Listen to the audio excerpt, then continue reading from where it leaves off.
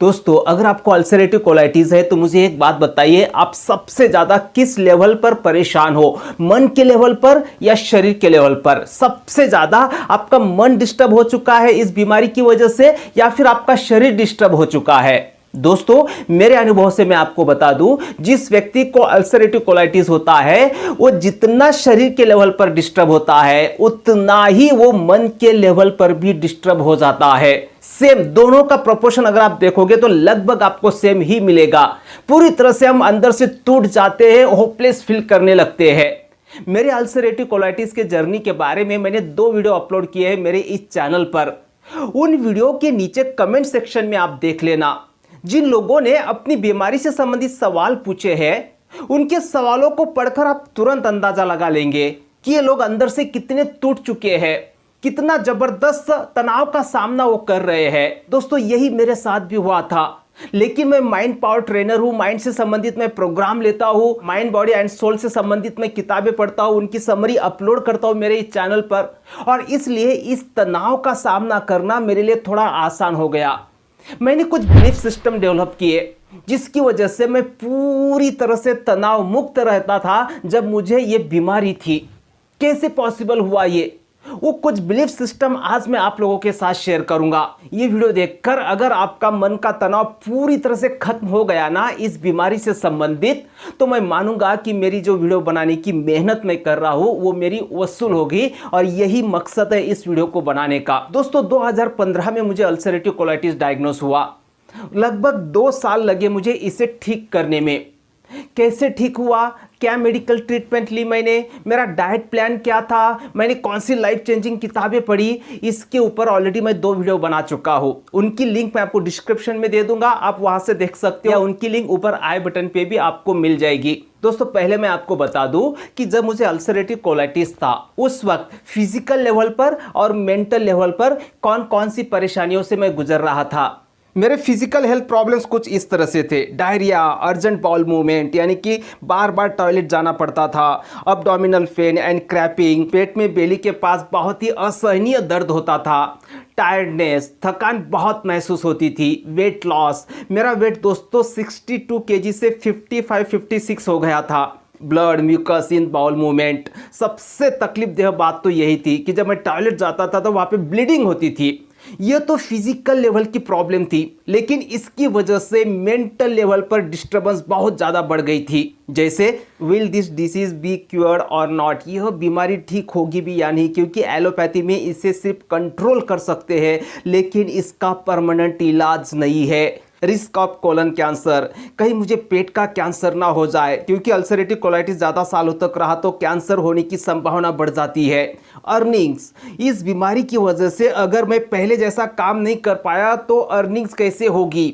Family concern, मेरे परिवार का क्या होगा, क्योंकि कमाने वाला तो मैं ही हूँ घर में। फेवरेट फूड, पहले जैसे मेरी मनपसंद चीज़ें मैं खा पाऊंगा भी या नहीं, क्या सिर्फ परहेज परहेज परहेज के नाम पर यूं ही रुकी सुखी जिंदगी जीनी पड़ेगी। Poor self image, weight loss हो रहा था, औरों के जैसे मैं फिट नहीं था, और इसका सीधा असर मेरे सेल्फ इमेज पर आ रहा था, जिससे कॉन्फिडेंस भी लो हो रहा था, और इस तनाव का बुरा असर फिर से मेरे शरीर के प्रॉब्लम पर आ रहा था। दोस्तों, फ्रैंकली बताओ आपको, आप चाहे कितने भी पॉजिटिव क्यों ना हो, लेकिन जब अल्सरेटिव कोलाइटिस जैसी भयंकर बीमारी आपको जकड़ लेती है ना, तो आपकी सारी पॉजिटिविटी एक तरफ हो जाती है। और यही मेरे साथ हुआ। जब मुझे पता चला कि मुझे अल्सरेटिव कोलाइटिस है तो बहुत दिनों तक ये तनाव बरकरार रहा, लेकिन आहिस्ता आहिस्ता मैंने उसे हैंडल करना सीखा। बहुत सारी पॉजिटिव किताबें पढ़ी, माइंड बॉडी एंड सोल से संबंधित बहुत सारे वीडियोस देखे, लोगों के रियल लाइफ एक्सपीरियंस पढ़े, और कुछ बिलीफ सिस्टम डेवलप किए, और उनकी वजह से मैं पूरी तरह से तनाव मुक्त हुआ। मेरा पहला बिलीफ सिस्टम मैंने विकसित किया दोस्तों, और वो ये कि अल्सरेटिव कोलाइटिस पूरी तरह से ठीक होती है। दोस्तों, आपको पता है, जब हम ये बोलते हैं ना अल्सरेटिव कोलाइटिस पूरी तरह से ठीक होती है, तो हमारा मन ऐसे ही हवा में मानने के लिए तैयार नहीं होता है, इस बात पर विश्वास करने के लिए तैयार नहीं होता है, क्योंकि नेट पर भी आप पढ़ोगे ना तो आपको यही जानकारी मिलेगी ज़्यादातर कि अल्सरेटिव कोलाइटिस ठीक नहीं होता है। अगर हो भी गया तो दोबारा वापस आता है। जब वो ये कह रहे हैं ना दोस्तों कि अल्सरेटिव कोलाइटिस ठीक नहीं होता है, इसका मतलब वो ये कह रहे हैं कि एलोपैथिक ट्रीटमेंट से ये ठीक नहीं होता है, बाकी तरीकों से ये ठीक हो सकता है। आपको पता है दोस्तों, आज भी बहुत सारी ऐसी बीमारियां हैं जिनका कोई इलाज नहीं है एलोपैथिक में। बाकी बीमारियों का छोड़ो, कोरोना का एग्जांपल ले लो, एलोपैथी में कोरोना का कोई भी इलाज नहीं है। जो भी डोज हम ले रहे हैं ना, वो कोरोना को ठीक करने के लिए नहीं है, कोरोना ना हो इसकी संभावना को वो कम करते हैं, दैट्स इट। लेकिन उसके बावजूद भी लाखों लोग कोरोना होने के बावजूद भी ठीक हुए ना, उनके शरीर ने उनको ठीक किया ना, कोरोना की बात छोड़ देते हैं। लेकिन जब 2015 में मुझे अल्सरेटिव कोलाइटिस डायग्नोस हुआ, तो मेरी हालत में आपको बता दूं, उस वक्त मेरे माइंड पावर के प्रोग्राम इंदौर में चल रहे थे और इसलिए मैंने वहीं पे कोलोनोस्कोपी एंड बायोप्सी किया।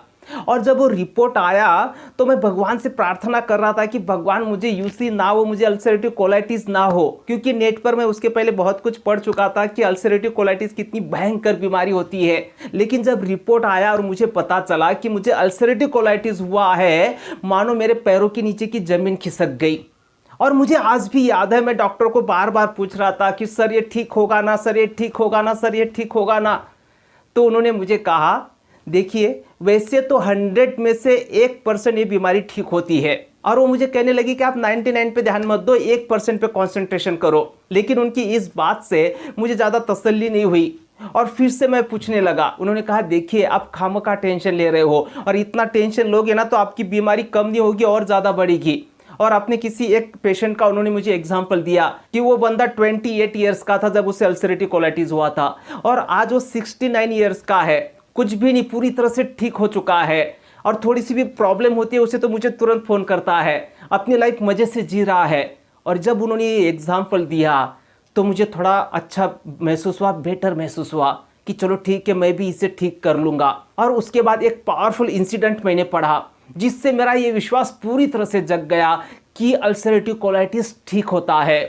ये कहानियाँ ऐसे लड़के की जो 8 साल का था और स्कूल के एक हादसे में वो जल गया था। उसके पैर, नीचे के पैर पूरी तरह से जल चुके थे, मतलब जो पिछला मांस होता है ना पैरों का, वो पूरी तरह से जल गया था।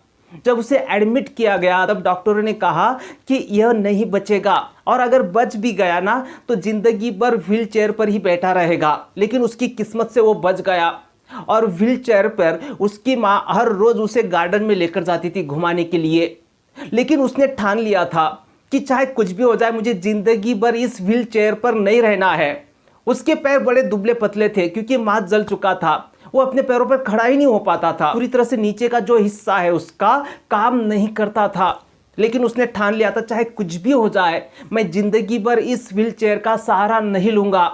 और एक दिन जब उसकी माँ उसे व्हील चेयर पर छोड़कर बाजू में कहीं पे चली गई तो वो व्हील चेयर से उठा और धाड़ नीचे गिर गया और खुद को घसीटने लगा।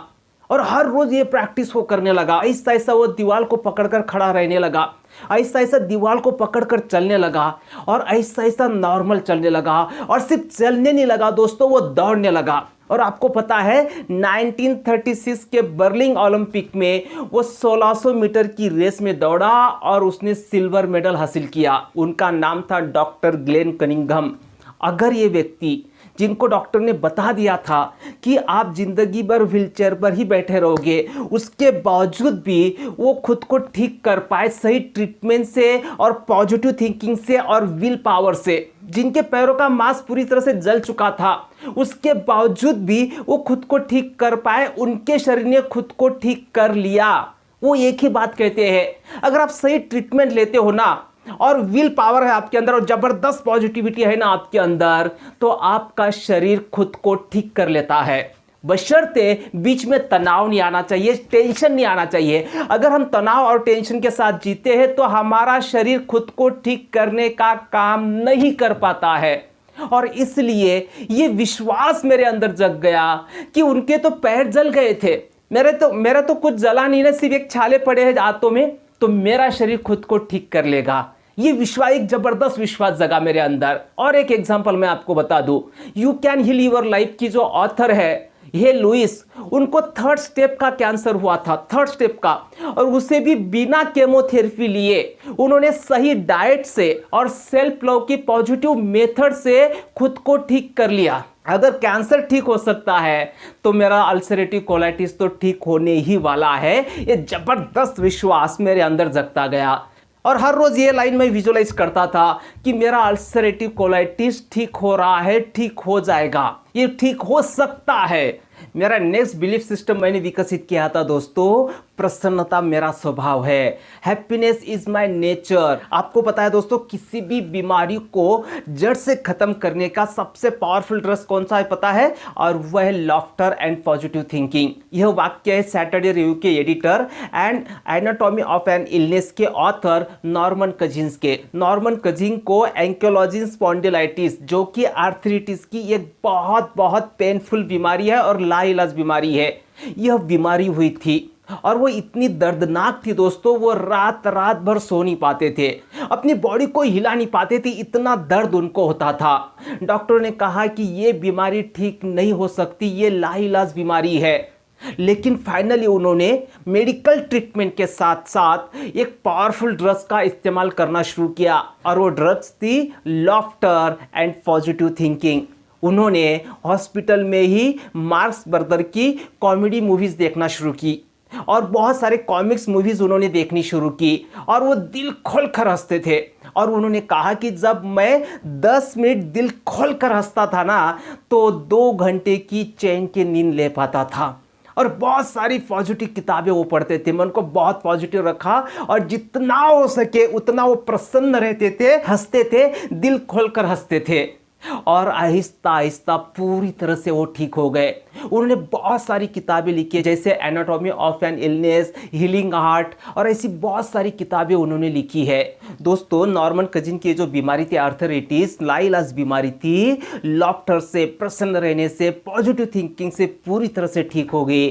तो क्या मेरा अल्सरेटिव कोलाइटिस ठीक नहीं होगा? और तब से मैंने ठान लिया था दोस्तों कि मैं हर पल प्रसन्न रहूंगा, प्रसन्नता मेरा स्वभाव है। और ये अफर्मेशन मैं लेता था कि प्रसन्नता मेरा स्वभाव है, ये विजुअलाइज करता था कि दिन भर मैं बहुत प्रसन्न रहता हूं, हर पल मैं प्रसन्न रह रहा हूं। मैं ऐसे ही वीडियो देखूंगा जिससे मुझे दिल से हंसी आती हो, मैं ऐसे ही किताबें पढ़ूंगा जिनसे मुझे सचमुच अंदर से प्रेरणा मिलती हो। और इसलिए उसी तरह की किताबें मैं पढ़ता रहा और उनकी समरीज मेरे यूट्यूब पर मैं डालता भी गया। और ऐसे ही सॉन्ग मैं सुनूंगा, ऐसे ही गाने मैं सुनूंगा जिनसे मुझे सचमुच प्रसन्नता फील होती हो। आपको पता है दोस्तों, कुछ लोगों को दर्द भरे गाने सुनने का बड़ा शौक होता है।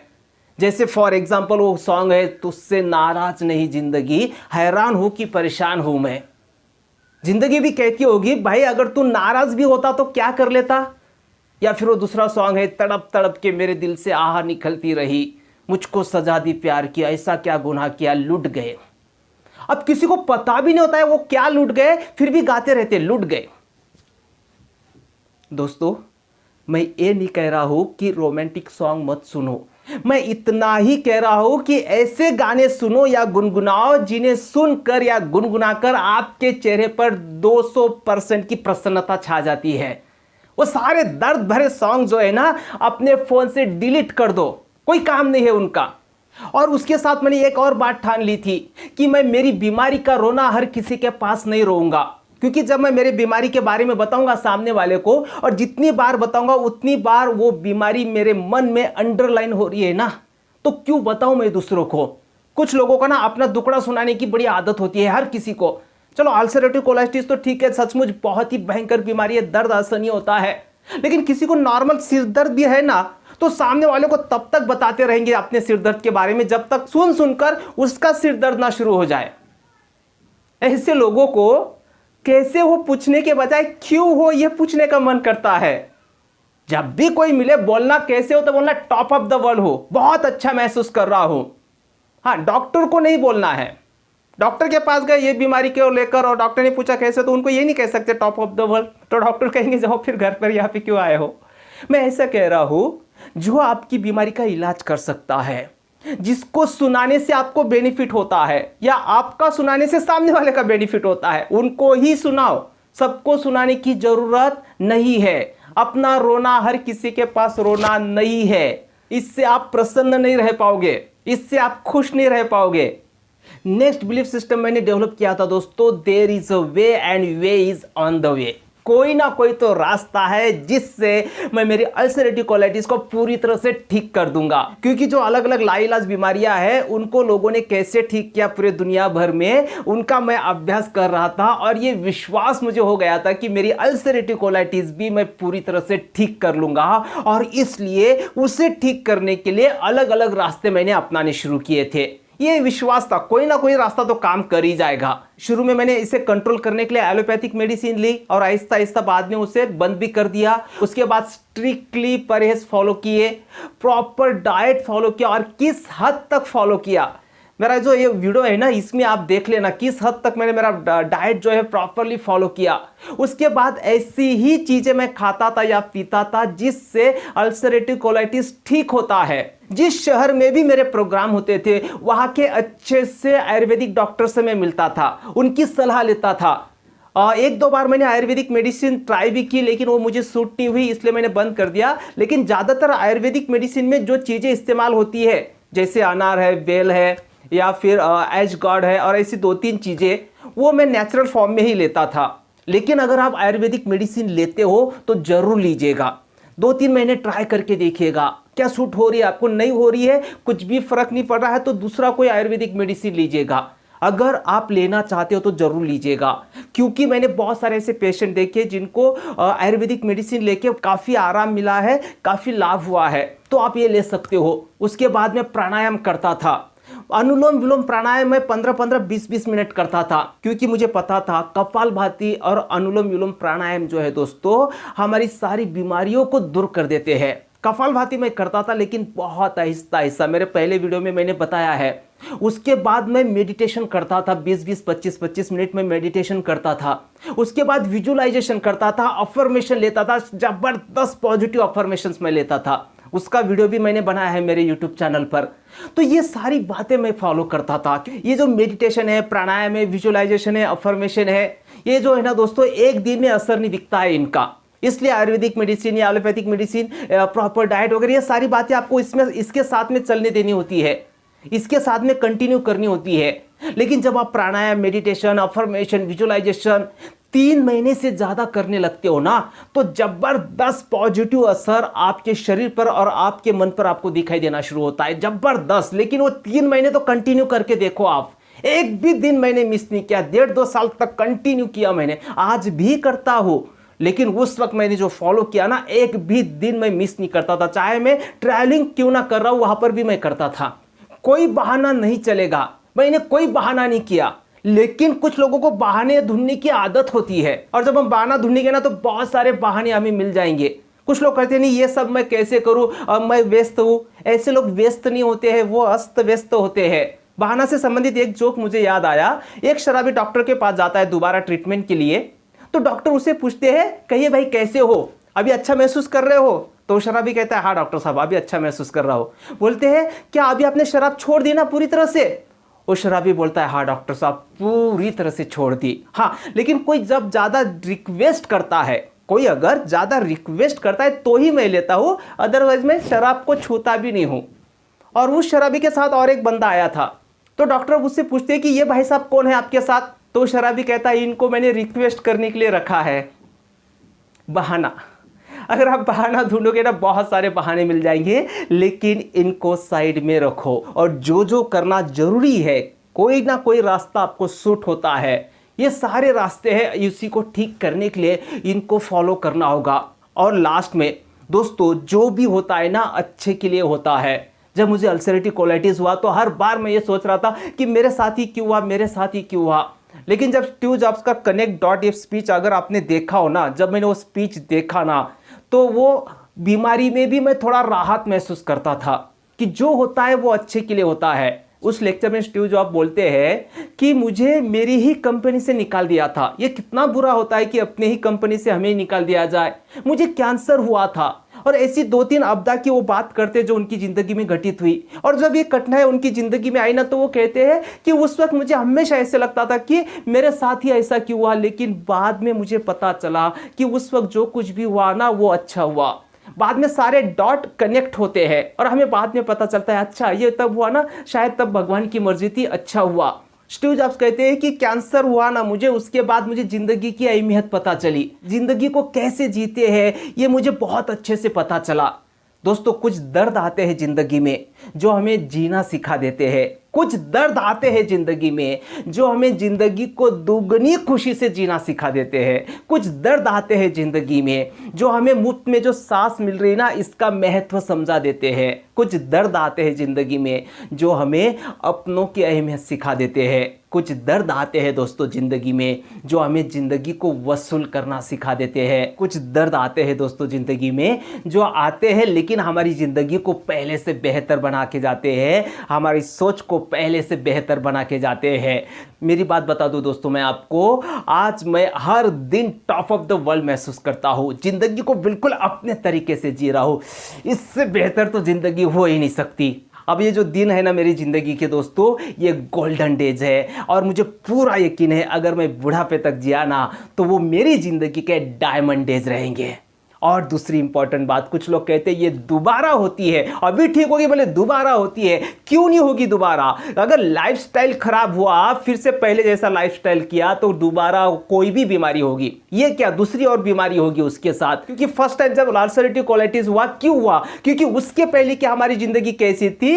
हेल्दी नहीं थी, चाहे वो थिंकिंग के लेवल पर हो, चाहे खाने पीने से रिलेटेड हो, वो सही नहीं थी, इसलिए तो पहली दफे अल्सरेटिव कोलाइटिस हुआ और अब ठीक हो गया और बोले दोबारा होगा और फिर से मैं वैसी लाइफ जीऊंगा, अनहेल्दी लाइफस्टाइल मेरी रहेगी तो दोबारा होगा। अगर मैं हेल्दी लाइफस्टाइल जिया तो अल्सरेटिव कोलाइटिस नहीं होगा, और गलती से हो भी गया ना बॉस तो उसकी मौत पक्की है, क्योंकि उसकी सारी रेमेडीज मैंने तैयार की है जो पहले के 2 वीडियो में मैंने शेयर की है। दोस्तों लास्ट में अगर आपने ये वीडियो लास्ट तक देखा है ना तो सैल्यूट है आपको, क्योंकि आजकल ना इंस्टेंट का जमाना है, सब कुछ 2 मिनट में चाहिए होता है। अगर आपको सचमुच मोटिवेशन मिला हो, प्रेरणा मिली हो इस वीडियो से तो कमेंट्स करके जरूर बता देना यार, और सब्सक्राइब जरूर करना मेरे चैनल को, क्योंकि ऐसे ही पावरफुल वीडियो आपको मेरे चैनल पर मिलते रहेंगे। तो थैंक यू दोस्तों, बहुत बहुत शुक्रिया। मिलते हैं फिर से अगले वीडियो में एक बहुत पावरफुल टॉपिक के साथ।